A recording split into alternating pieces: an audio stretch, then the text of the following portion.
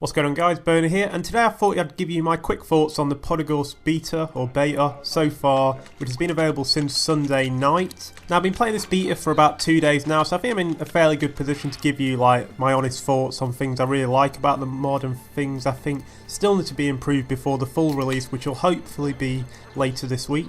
Before I start though, I just thought I'd address the actual situation with the beta. A lot of people on Reddit were complaining about, oh, why do you have to be a donator and all this? Well, the point is that these servers cost a hell of a lot to run and also to buy in the first place. Like the guys over at Zombies NU and some of the guys over at BMRF as well spend hundreds if not thousands on their servers. So all the donations do help keep these, organisations running basically. So it's well worth it, and they run a lot better than your average DayZ server or various mods out there.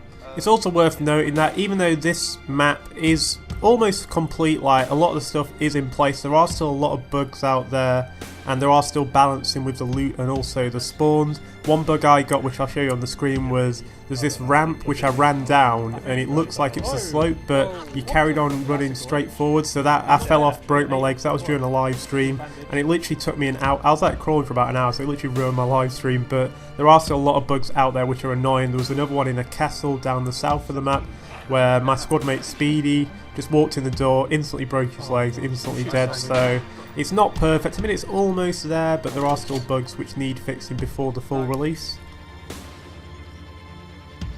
Can't get in there. You can't get in there. So let's just talk about the map itself. What I really like about this map is like every area and every town, city, it all has its own individual feel, so there's actually reason to explore, and it's quite easy once you've played it a lot. It's quite easy to recognise where you are, and as long as you're not in the wilderness, it's not that hard to get lost once you've identified a few key areas, like a few key buildings which are unique to every town. You'll get a good feel for it. That's something I really like about it, and there's a lot of different angles for PvP as well, so that's another thing which is really cool about this map. Yeah, zombies are. Yeah. Oh god, I'm hit. I think I saw it. Talk about balancing of the map. There are quite a lot of barracks around the map. At first I actually thought the main military area was, obviously there's a big airfield on the southwest of the map, and I thought, that's the main goal to get down there. There's actually a lot of military loot elsewhere in the map. Like there's a few islands on the eastern coast, like the big islands which are off the mainland, and each of them have got barracks on and a few camo buildings. So you can actually, there's a reason to get boats, go across to them, or you can swim across. It doesn't take that long.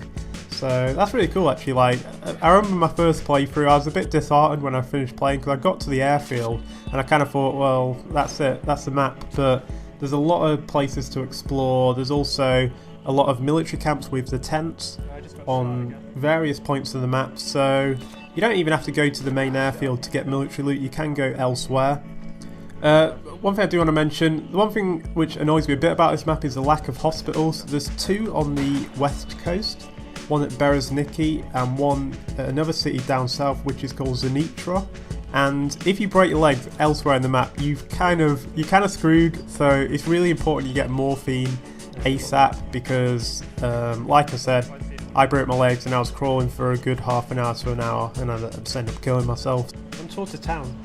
Okay, I killed him, accidentally hit his body, my legs are broken, I'm on 7% blood. Medical loot is very important, so it might be worth, if you're going to head down south with a squad or individually, to head to them hospitals first. Obviously you might come into trouble with players, but it's a risk you got to take really. One final thing I'd like to mention is the night time. I think it's absolutely brilliant that you can actually see at night. I still think, I don't know if night vision's on the server, but night vision would still give you a slight advantage, particularly in forest areas. But just for general city play and just out in the open area where there's not much shadows, nighttime's really playable, and it wasn't the case that the server got any less busy once it went to nighttime. That might be because it's in beta basically, and it's limited servers. There's only like 100 and odd slots available, but I've been really enjoying nighttime recently, and I think you'll enjoy it too once the game comes into full release. I'm going to stop the video there just because it's getting way too long, and I want you all to experience the Podagorsk map for yourselves. Don't want to give away too many of the secrets. So yeah, that's DayZero Podagorsk, available in full release, I assume later this week, unless something goes horribly wrong. I'll continue to enjoy the beta. If I get any good squad play, I will post it, but I've been sort of getting bitty not like too interesting bits of footage so far, and I didn't quite think it met with the standards of my channel, but I have been live streaming now and again, so if you do want to watch me play this map, check out my live streaming channel, and I'll see you all again very soon.